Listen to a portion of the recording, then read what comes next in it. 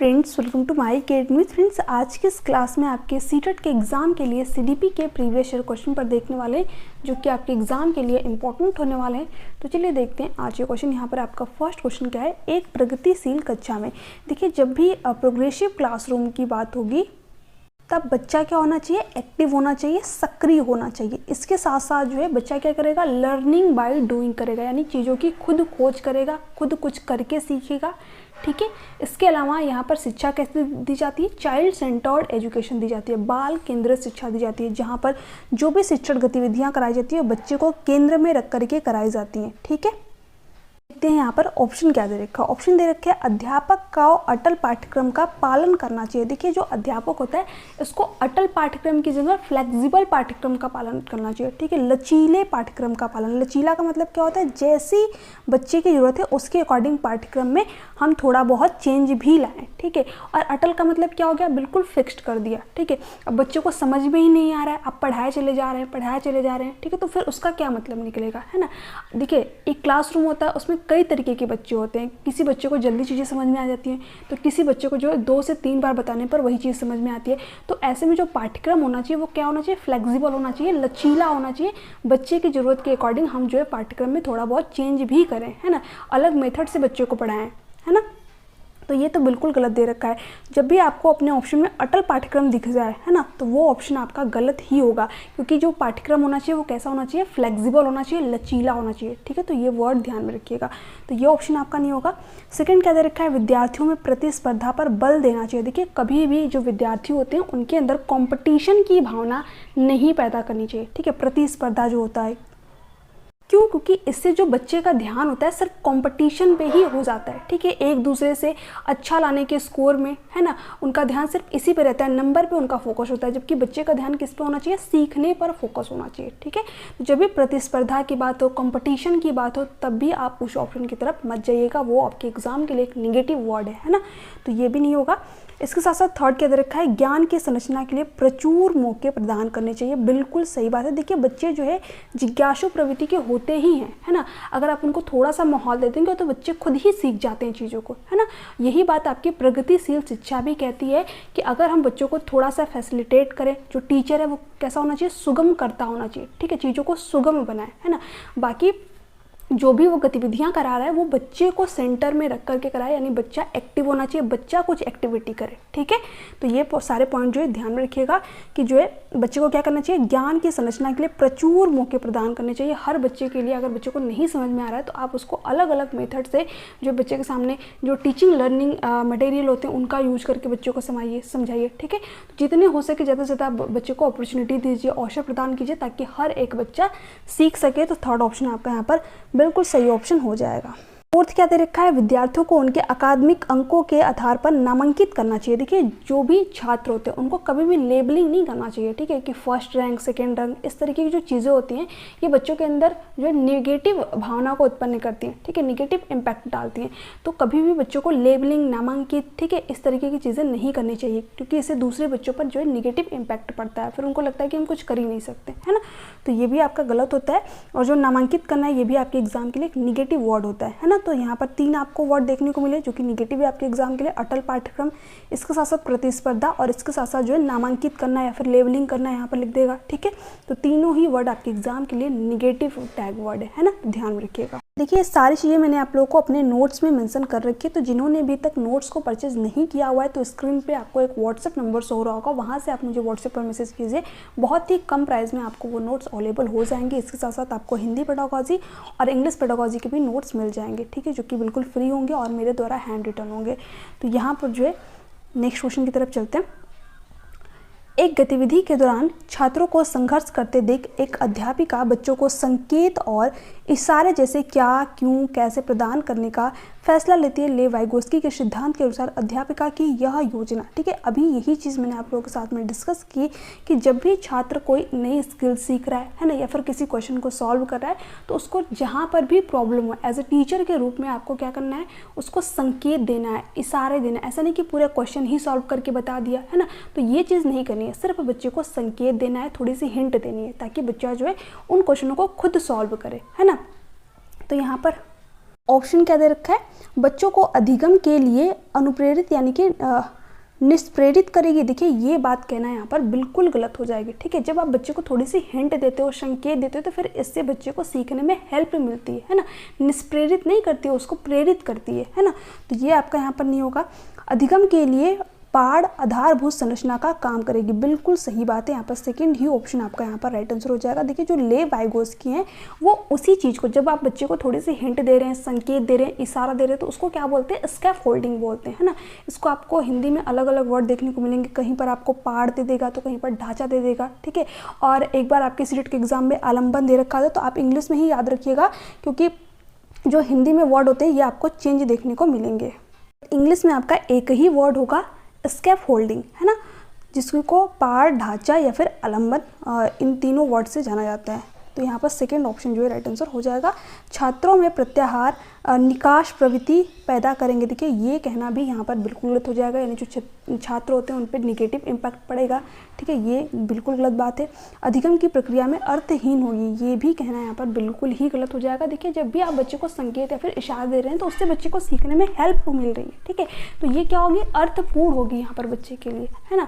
आप खुद देखिए कि जहाँ पर जो बच्चा है, अगर उसको कहीं पर दिक्कत आ रही है, स्किल्स कोई सीख रहा है, जैसे कि जब बच्चे होते हैं तो स्टार्टिंग में साइकिलिंग सीखते हैं, तो जो पेरेंट्स होते हैं वो क्या करते हैं, पीछे से साइकिल को पकड़ के रखते हैं। तो वहाँ पर जो पेरेंट्स हैं वो क्या कर रहे हैं, बच्चों को स्कैफ होल्डिंग ही तो दे रहे हैं, पहाड़ ही तो प्रदान कर रहे हैं। तो इससे क्या होती है, बच्चे को सीखने में चीज़ें हेल्प मिलती हैं। ऐसा तो है नहीं कि पेरेंट्स खुद साइकिल चला रहे हैं, है ना, चला तो बच्चा ही रहा है, बट पेरेंट्स क्या कर रहे हैं, वहाँ पर थोड़ी सी बच्चे को हेल्प प्रोवाइड कर रहे हैं, है ना। तो इसी को क्या बोलते हैं, स्कैफ होल्डिंग कहते हैं, यानी कि पहाड़ कहते हैं। और ये बच्चे के लिए बहुत ही ज़्यादा इंपॉर्टेंट होती है, बच्चे को सीखने में हेल्प करती है। और इसको दिया किसने था, लेव वाइगोस्की ने। तो यहाँ से आपके कई सारे पॉइंट क्लियर होंगे, यहाँ से आपके एग्जाम में बहुत सारे क्वेश्चन भी बनते हैं, है ना। आगे देखते हैं। और क्वेश्चन क्या दे रखा है, बच्चों के सामाजिकरण के संदर्भ में निम्न में से कौन सा कथन सत्य है। अब देखिए अगर आपने मेरी प्रीवियस क्लासेस देखी होंगी या फिर नोट्स को अच्छी तरीके से रीड किया होगा तो इस क्वेश्चन का आंसर आप इजीली यहाँ पर दे पाएंगे। जो सोशलाइजेशन होता है इसके दो फैक्टर होते हैं, मैंने आप लोगों को बताया था, एक होता है प्राथमिक कारक और एक होता है द्वितीयक कारक, ठीक है। प्राथमिक कारक जहाँ से बच्चे की सामाजिकरण की प्रक्रिया शुरू होती है, जैसे कि हमारी फैमिली, क्योंकि बच्चे का जैसे ही जन्म होता है, ठीक है, जो परिवार के सदस्य होते हैं तुरंत ही बच्चे से इंटरेक्ट करना शुरू कर देते हैं। तो जो बच्चे का पहला सामाजिकरण होता है वो कहाँ से होता है, फैमिली मेंबर से, ठीक है, परिवार के सदस्यों के द्वारा, उसके माता पिता के द्वारा, ठीक है, दादा दादी, जो भी घर में लोग रहते हैं उन्हीं के थ्रू जो है बच्चे का सोशलाइजेशन होता है, सामाजिकरण शुरू होता है ना। उसके बाद बच्चा जो है अपने आस पड़ोस से चीज़ों को सीखता है, स्कूल जाता है वहाँ से चीज़ों को सीखता है, मीडिया के थ्रू चीज़ों को सीखता है, धर्म से चीज़ों को सीखता है, संस्कृति से चीज़ों को सीखता है। तो ये सारे जो कारक है किसके अंतर्गत आ जाते हैं, द्वितीयक कारक के अंतर्गत आ जाते हैं, ठीक है। सेकेंडरी सोशलाइजेशन के नाम से हम इनको जानते हैं, जिसको कि हम लोग गौड़ वाहक भी कह देते हैं। इसी को सेकेंडरी सोशलाइजेशन या फिर गौड़ वाहक के नाम से भी जानते हैं, ठीक है। और जो प्राथमिक कारक होता है इसको मुख्य एजेंसी या फिर मुख्य कारक के नाम से भी जानते हैं, ठीक है। तो आप सारे पॉइंट ध्यान रखिएगा, क्योंकि सीटेट के एग्जाम में जो है अलग अलग वर्ड आपको देखने को यहाँ पर मिल सकते हैं। तो इंग्लिश में अगर आप याद रखेंगे तो सिर्फ एक ही वर्ड मिलेगा, प्राइमरी सोशलाइजेशन और सेकेंडरी सोशलाइजेशन, बट जो हिंदी में वर्ड है वो थोड़े से आपको अलग अलग यहाँ पर देखने को मिल सकते हैं। मैंने आप लोग को यहाँ पर बताया कि जो प्राथमिक कारक होता है इसमें क्या आता है, परिवार, फैमिली, ठीक है। और द्वितीय कारक में क्या आ जाएगा, आपका विद्यालय आ जाएगा, यानी कि स्कूल आ जाएगा, ठीक है। इसके अलावा धर्म आ जाएगा, संस्कृति आ जाएगी, ठीक है, मीडिया आ जाएगा। यहाँ पर ऑप्शन देखते हैं हम लोग, विद्यालय सामाजिकरण का द्वितीय कारक है और परिवार सामाजिकरण का प्राथमिक कारक है। बिल्कुल सही बात, फर्स्ट ही ऑप्शन आपका यहाँ पर सही हो जाएगा। तो फर्स्ट ऑप्शन आपका यहाँ पर राइट आंसर हो जाएगा, ठीक है। क्योंकि जो विद्यालय होता है ये क्या होता है, सेकेंडरी सोशलाइजेशन यानी द्वितीय कारक के अंतर्गत आता है, और जो प्राथमिक कारक होता है वो क्या होता है, परिवार, ठीक है। सेकंड ऑप्शन क्या दे रखा है, विद्यालय सामाजिकरण का एक प्राथमिक कारक है। देखिए पहले ही गलत दे रखा है ना। जो विद्यालय ये क्या होता है, सामाजिकरण का द्वितीय कारक होता है, सेकेंडरी सोशलाइजेशन के अंतर्गत आता है ना। तो ये तो आपका यहाँ पर होगा नहीं। समकक्षीय सामाजिकरण के प्राथमिक कारक है और परिवार सामाजिकरण का एक द्वितीय कारक है। देखिए समकक्षी का मतलब क्या होगा, जो क्लासरूम में जो आपके साथी समूह होते हैं तो इनसे आप जो परिवार के बाद चीज़ों को सीख रहे हैं, तो ये क्या होते हैं, द्वितीय सोशलाइजेशन के अंतर्गत आते हैं, है ना। और यहाँ पर दे रखा था परिवार सामाजिकरण का एक द्वितीय कारक है, जबकि परिवार क्या है, प्राथमिक कारक है। ये बात ध्यान रखिएगा बिल्कुल, ठीक है।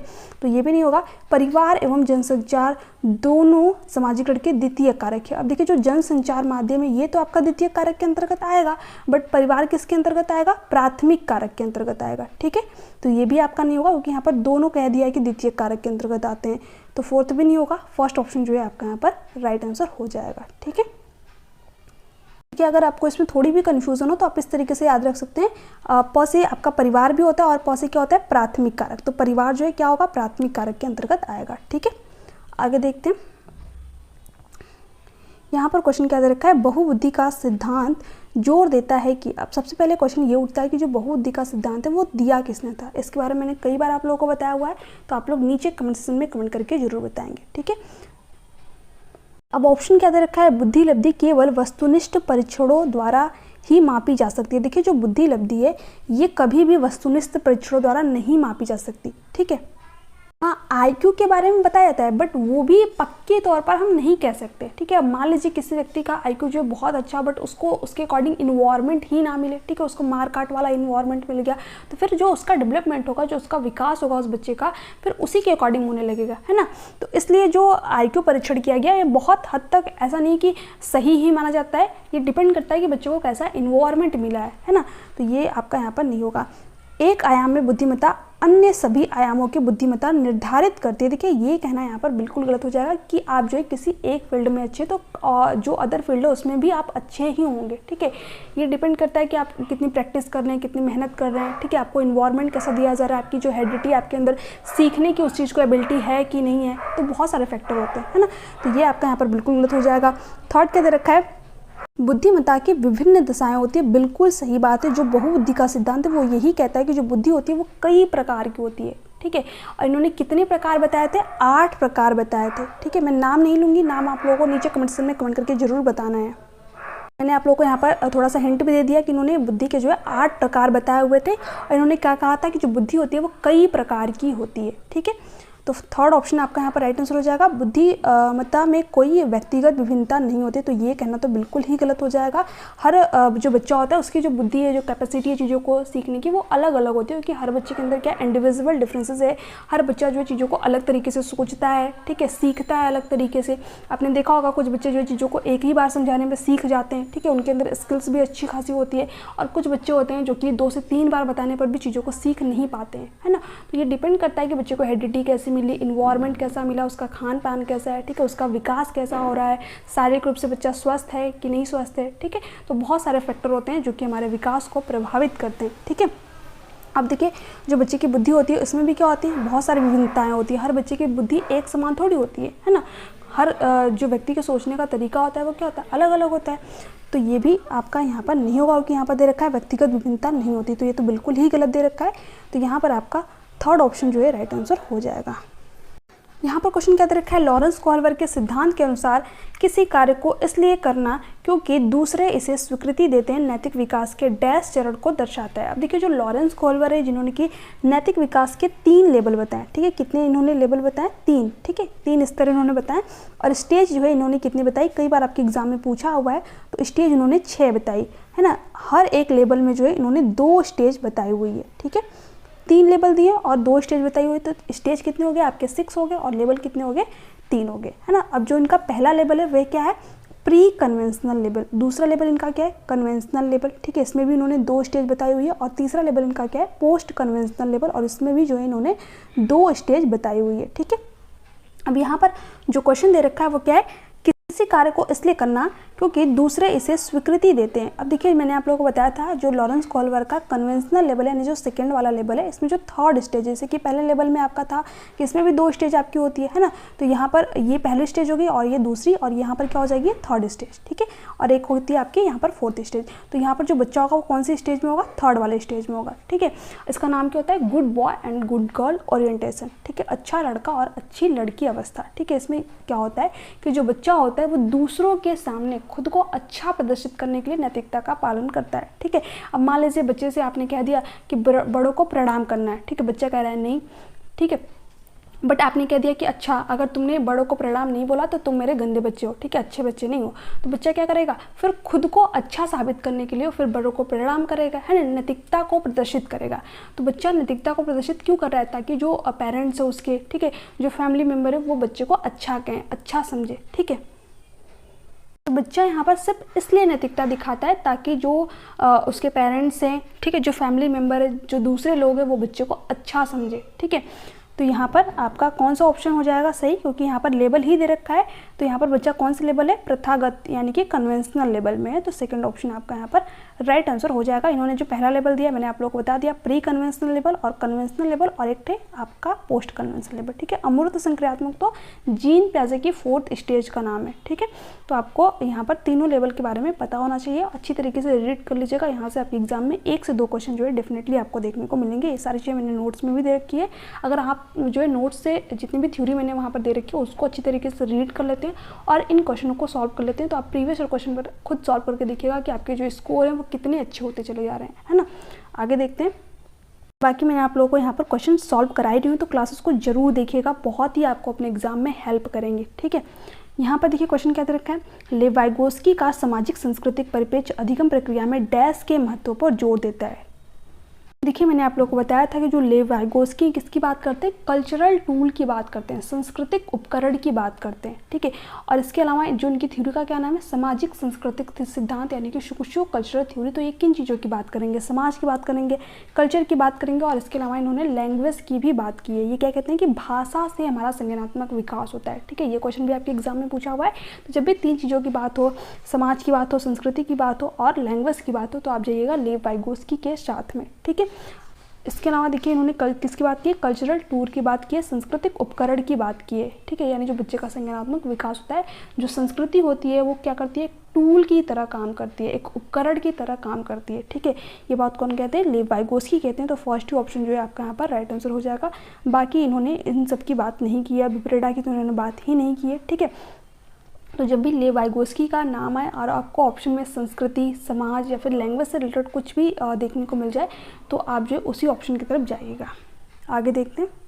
अब यहाँ पर क्वेश्चन क्या दे रखा है, जीन प्याजे अपने संज्ञानात्मक विकास के सिद्धांत में संज्ञानात्मक संरचनाओं को डैश के रूप में वर्णित करते हैं। अब देखिए जो जीन प्याजे जिन्होंने कि संज्ञानात्मक विकास का सिद्धांत दिया हुआ है, ये क्या कहते हैं कि जो बच्चे का माइंड होता है उसमें स्कीमा होता है। ठीक है, जैसे कि हर चीज़ का क्या होता है, एक स्ट्रक्चर होता है। मान लीजिए कि आपने कोई चीज़ देखी तो उसको क्या कर लेते हैं, अब अपने माइंड में फिट कर लेते हैं, है ना।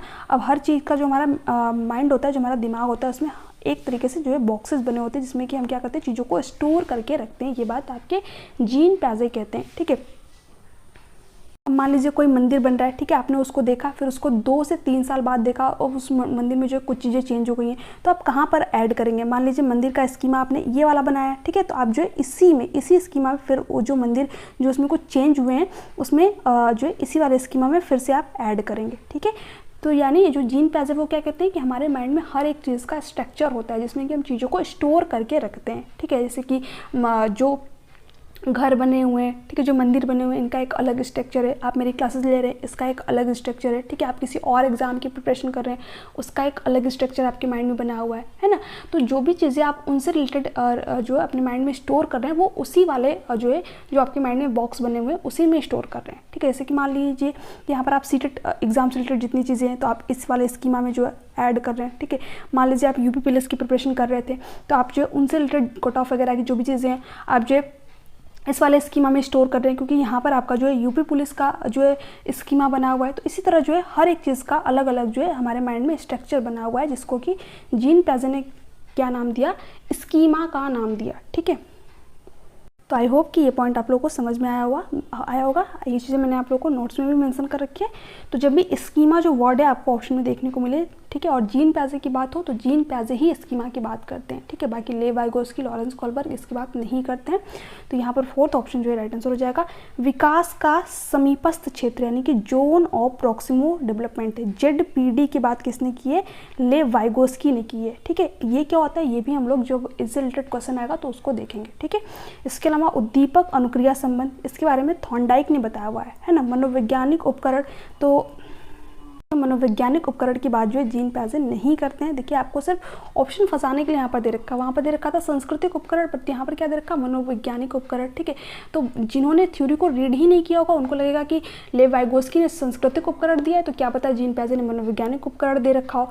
तो इसलिए आपके एग्जाम में क्वेश्चन यहाँ पर गलत हो जाएंगे, है ना। तो इस तरह के ऑप्शन पर आप जाइएगा ही मत जिसको कि आपने रीड ही नहीं किया हो। ठीक है, ऑप्शन सिर्फ आपको वही जो है आपको माइंड में फिलअप करने होते हैं जिसके बारे में आपको थोड़ी बहुत चीज़ें चीज़ें पता हो, ठीक है। तो मैं आप लोगों को लास्ट टाइम में जो ये सारी स्ट्रेटेजी बताऊंगी कि किस तरीके से जो है अपने ऑप्शन को एलिमिनेट करके अपने सही ऑप्शन तक जो है पहुंच सकते हैं, है ना। हालांकि ये चीज़ें लास्ट के लिए होंगी, अभी जो है आप अपनी प्रिपरेशन पे जो है अच्छी तरीके से फोकस कीजिए। लास्ट टाइम में जो भी चीज़ें होंगी मैं आप लोगों के साथ में ज़रूर शेयर करूँगी, ठीक है। तो यहाँ पर आपका 4th ऑप्शन राइट आंसर हो जाएगा। आगे देखते हैं। अब यहाँ पर देखिए फिर से जीन पियाजे से रिलेटेड क्वेश्चन आप खुद ही देख लीजिए कि एक सेट में जो है जीन पियाजे और लेव वाइगोस्की और लॉरेंस कोल्बर्ट से रिलेटेड कितने सारे क्वेश्चन पूछे गए हैं। तो आपके एग्जाम के लिए जो मोस्ट इंपॉर्टेंट मनोवैज्ञानिक है वह है जीन पियाजे, लॉरेंस कोल्बर्ट, लेव वाइगोस्की और हार्वर्ड गार्डनर, ठीक है। इसके अलावा हिंदी वगैरह में हिंदी जो पेडागोजी आपकी आती है उसमें नोम चॉम्स्की, ठीक है, स्टीफन क्रेसन हो गए, जेम्स एसर हो गए, इनसे रिलेटेड क्वेश्चन पूछे जाते हैं। तो मैं आप लोगों को वो भी उनकी जो क्लासेस है जल्द ही कराऊंगी, ठीक है। तो चैनल को सब्सक्राइब कर लीजिएगा ताकि जो क्लासेस है वो आप लोगों को यहाँ पर टाइम से मिल जाए। यहाँ पर जो है क्वेश्चन क्या दे रखा है, जीन पियाजे के संज्ञानात्मक विकास के सिद्धांत में पूर्व संक्रियात्मक अवस्था में विकास का मुख्य गुण क्या होता है। तो मैंने आप लोगों को बताया हुआ था कि जो जीन पियाजे ने उनके संज्ञानात्मक विकास की कितनी अवस्थाएं बताई हुई हैं, 4, ठीक है। पहली अवस्था मैंने बताया होता है सेंसरी मोटर स्टेज, जिसमें जो बच्चा होता है वो जन्म से लेकर के 2 साल तक का होता है। और दूसरी स्टेज जो इन्होंने क्या दे रखी है, प्री ऑपरेशनल स्टेज, जिसे पूर्व संक्रियात्मक अवस्था भी कहते हैं, जिसके बारे में यहाँ पर पूछ भी रखा है, जिसमें जो बच्चा होता है वो 2 से लेकर के 7 साल का होता है। और तीसरी क्या है, कॉन्क्रीट ऑपरेशनल स्टेज, जिसमें जो बच्चा होता है वो 7 से लेकर के 11 साल तक का होता है। और लास्ट इनकी स्टेज क्या है, फॉर्मल ऑपरेशनल स्टेज, जिसमें जो बच्चा होता है वो 11 से लेकर के 18 साल तक का होता है, ठीक है। तो यहाँ पर जो है सेकेंड वाले स्टेज की विशेषता हमसे पूछ रखी है। ऑप्शन क्या दे रखा है, अमूर्त सोच का विकास। आप खुद सोचिए जब बच्चा 2 से 7 साल का होगा तो क्या जो चीज़ें बच्चे के सामने नहीं है उसके बारे में वो थिंकिंग कर पाएगा, बिल्कुल भी नहीं, ठीक है। यहाँ पर तो बच्चा जो चीज़ें उसके सामने रखी हैं, जिसको बच्चा टच एंड फील कर पा रहा है, उसके बारे में भी थिंकिंग नहीं कर पाएगा, ठीक है। जो 2 से 7 साल का बच्चा होता है वो एब्स्ट्रैक्ट थिंकिंग यानी कि अमूर्त चिंतन, इसके साथ साथ कॉन्क्रीट यानी कि मूर्त चीज़ों के बारे में भी थिंकिंग नहीं कर पाता है। मूर्त चीज़ों के बारे में बच्चा थिंकिंग कब करता है, जब वो 7 से लेकर के 11 साल तक का होता है, यानी कि पियाजे की 3rd स्टेज में रहता है। बट यहाँ पर 2nd स्टेज की बात हो रही है ना। तो जो अमूर्त सोच है ये बच्चे के अंदर कब आती है, 11 से लेकर के 12 साल के अंदर, ठीक है। जिन चीज़ों के बारे में जो बच्चे के सामने नहीं होती है बच्चा उनके बारे में भी सोच पाता है। कब सोच पाता है, जो 11 से लेकर के 12 साल तक का होता है, यानी कि पियाजे की लास्ट वाले स्टेज में होता है। तो आप ध्यान रखिएगा कि अगर आपसे मूर्त थिंकिंग की बात करें, ठीक है, कॉन्क्रीट चीज़ों के बारे में बात करें, तो आप जाइएगा 7 से 11 साल वाले में, यानी कि जो है पियाजे की 3rd स्टेज में। इसका नाम ही है मूर्त संक्रियात्मक अवस्था, यानी कि बच्चा मूर्त चीज़ों के बारे में थिंकिंग कर पाएगा, सोच पाएगा, ठीक है। बट जब भी आपको जो है अमूर्त चीज़ों की बात की जाए, है ना, परिकल्पनात्मक तर्क की बात की जाए, तो आप जाइएगा पियाजे की लास्ट वाले स्टेज के साथ में, फॉर्मल ऑपरेशन स्टेज के साथ में, ठीक है। तो यहाँ पर फर्स्ट ऑप्शन तो आपका होगा नहीं, क्योंकि जो अमूर्त सोच है बच्चे के अंदर कब आएगी, जब बच्चा पियाजे की लास्ट स्टेज में होगा, अमूर्त संक्रियात्मक अवस्था में होगा, ठीक है। विचार सोच में केंद्रीकरण, बिल्कुल सही बात है, यही ऑप्शन जो है आपका यहाँ पर राइट आंसर हो जाएगा। अब देखिए विचार सोच में केंद्रीकरण से मतलब क्या है, यहाँ पर जो बच्चा होता है, जो 2 से 7 साल का बच्चा होता है, इसका ध्यान क्या होता है, एक ही जगह पर केंद्रित हो जाता है ना। अब जरा इस चीज़ को समझिए, ठीक है। जो 2 से 7 साल का बच्चा है, ये जो एक्सपेरिमेंट है अपने घर पे भी आपने किया ही होगा, इस चीज़ को देखा ही होगा कि आप जो है उस बच्चे को एक 10 का नोट दे दीजिए और 10 का सिक्का दे दीजिए, 10 ठो, ठीक है। बच्चा क्या करेगा, जो 10 के सिक्के हैं उनको लेना पसंद करेगा, नोट को वो यहाँ पर लेगा ही नहीं, ठीक है। क्यों, क्योंकि उसको क्या लगेगा कि जो सिक्के हैं वो ज़्यादा हैं और जो नोट है वो तो एक ही है, ठीक है। जबकि जो क्वांटिटी है, जो मात्रा है वो बिल्कुल सेम है तो वो 10 ही रुपये है ना। बट यहाँ पर क्या है, 10 के 10 सिक्के हैं और यहाँ पर 10 का एक नोट है, तो बच्चे को क्या लगेगा कि जो यहाँ पर हमको 10 सिक्के मिल रहे हैं, ठीक है। और जब आप नोट देंगे तो उसको लगेगा कि एक ही नोट मिल रही है ना। तो जो बच्चा होता है उसका ध्यान एक ही जगह पर केंद्रित हो जाता है, ठीक है। सिर्फ उसका ध्यान शेप और साइज पे रहता है, ठीक है। बट क्वांटिटी पे बच्चे का ध्यान रहता ही नहीं है कि जो मात्रा है वो भी सेम है ना। तो इसमें जो बच्चा होता है उसका ध्यान क्या होता है, केंद्रित होता है, एक ही जगह पर होता है। ये बात ध्यान रखिएगा, आप खुद जो है इस चीज़ को ट्राई कर सकते हैं। आपके घर में जो है अगर छोटे बच्चे होंगे तो कभी आप उनको जो है एक 10 का नोट और जो है एक 10 के सिक्के या फिर 5 के सिक्के, ठीक है, दे करके देखिएगा, वो सिक्के लेना ही पसंद करेंगे। कुछ बच्चे होंगे जो कि मतलब होते हैं ना हर चीज़ में अपवाद, तो कुछ बच्चे होंगे जो कि मतलब नोट कम उम्र में ही ज़्यादा वो चीज़ों को सीख जाते हैं, तो हो सकता है वो नोट लेना भी पसंद करते हैं। बट ज़्यादातर जो बच्चे होंगे वो इसी में आएंगे कि वो लोग जो है सिक्के लेना ज़्यादा पसंद करेंगे, नोट को वो लोग नहीं लेंगे, ठीक है, क्योंकि नोट एक ही है, सिक्के जो है 5 के 5 ठो मिलेंगे उनको, है ना। तो ज़्यादातर छोटे बच्चे जो है यही करते हैं। तो यहाँ पर जो है सेकंड ऑप्शन आपका राइट आंसर हो जाएगा। परिकल्पित निम्नात्मक सोच, ये पियाजे की 4th स्टेज में बच्चा करने लगता है, तो ये भी नहीं होगा आपका यहाँ पर। संरक्षण और पदार्थों को क्रमबद्ध करने की क्षमता, अब देखिए ये बच्चे के अंदर कब डेवलप हो जाती है, जब बच्चा कॉन्क्रीट ऑपरेशनल स्टेज में होता है, पियाजे की 3rd स्टेज में होता है, यानी कि मूर्त संक्रियात्मक अवस्था में होता है। तब बच्चा क्या करता है, चीज़ों को एक सीक्वेंस में लगाने लग जाता है ना, क्रम में रखने लग जाता है। तो जब भी क्रमबद्धता की बात हो, संरक्षण की बात हो, इसके अलावा क्लासिफिकेशन की बात हो, तो बच्चा किस में आएगा, मूर्त संक्रियात्मक अवस्था में आएगा, यानी कि 7 से लेकर के 11 साल तक की अवस्था में आएगा। और जो 7 से 11 साल तक का बच्चा होता है, इसके अंदर जो है विकेंद्रीकरण आ जाता है, यानी बच्चा समझ जाता है कि 5 का 5 सिक्का मिल जाए या फिर 5 की एक नोट मिल जाए, बात एक ही है, ठीक है। तो जो केंद्रीकरण की जो समस्या थी वो दूर किस में होती है, पियाजे की 3rd स्टेज में, जब बच्चा थोड़ा सा बड़ा हो जाता है, 7 से 11 साल तक का होता है, ठीक है। तो आई होप कि जितनी भी चीज़ें होंगी आप लोगों को यहाँ पर समझ में आई होंगी। हालांकि मैंने जितनी भी चीज़ें थी उनको आपके रियल लाइफ से रिलेट करके पूरी समझाने की कोशिश की है। फिर भी आपके अगर कोई डाउट रह जाते हैं तो आप नीचे कमेंट सेक्शन में कमेंट करके ज़रूर पूछिएगा, ठीक है। हालांकि मैं जीन पियाजे से रिलेटेड जो थ्योरी क्लासेस है आपकी जल्द ही जो है प्रिपेयर जरूर करूंगी। उसमें जितनी भी आपकी थ्योरी होगी कंप्लीट हम लोग थ्योरी देखेंगे। उसके बाद में जितने जीन पियाजे से रिलेटेड क्वेश्चन हैं उन क्वेश्चनों को करेंगे। आप यकीन मानिए अगर आप एक बार उस क्लास को देख लेते हैं तो जीन पियाजे से रिलेटेड जितने भी क्वेश्चन होंगे आप ईजिली सॉल्व कर लेंगे, ठीक है। इसके अलावा लेव वाइगोस्की की भी थ्योरी हम लोग करेंगे और लॉरेंस कोहलबर्ग की, हार्वर्ड गार्डनर की, जो भी इंपॉर्टेंट है जो आपके एग्जाम के लिए, जहाँ से आपके एग्जाम में क्वेश्चन आते हैं, उन सभी जो है टॉपिकों को हम लोग बिल्कुल अच्छी तरीके से कवर करेंगे। तो चैनल को प्लीज़ सब्सक्राइब कर लीजिएगा।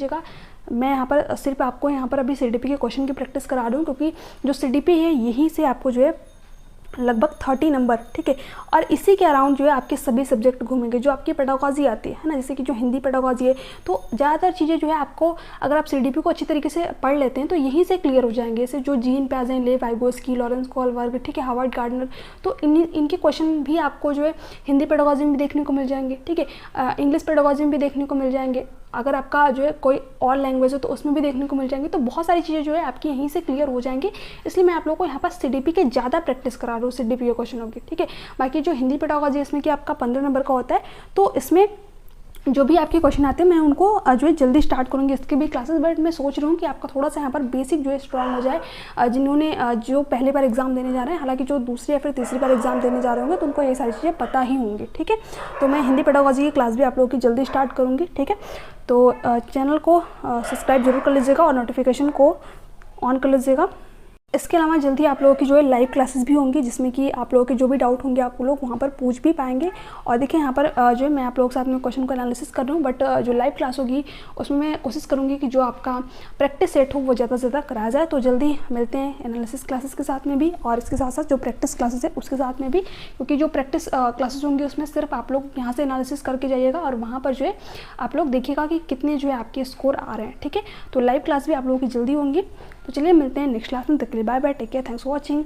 आपकी कोई डाउट हो, कोई क्वेरीज रह जाती है तो आप मुझे व्हाट्सएप पे मैसेज कर सकते हैं या फिर जो है टेलीग्राम पे मैसेज कर सकते हैं। Thank you so much.